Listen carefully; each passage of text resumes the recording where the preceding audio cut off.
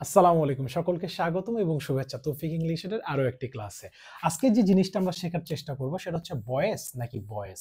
দেখো, দুইটাই সঠিক। আমরা যখন সিঙ্গুলারের ক্ষেত্রে অর্থাৎ সিঙ্গুলার নাম্বারের ক্ষেত্রে যখন আমরা ব্যবহার করি তখন আমাদেরকে এই যে ভয়েস, ঠিক আছে, অ্যাপোস্ট্রফি এসটা দিয়ে মানে অ্যাপোস্ট্রফিটা দিয়ে তারপরে এস ব্যবহার করতে হয়।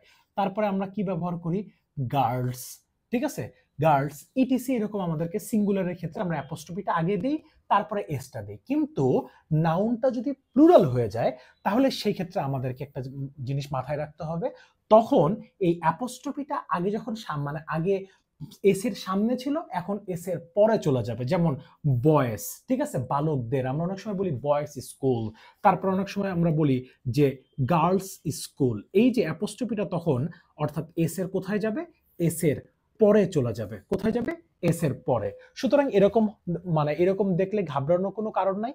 সিঙ্গুলার হলে অ্যাপোস্ট্রফি আগে তারপরে এস, আর প্লুরাল হলে আগে এস তারপরে অ্যাপোস্ট্রফি। সো এরকম ভিডিও দেখতে তৌফিক ইংলিশের সাথেই থাকো।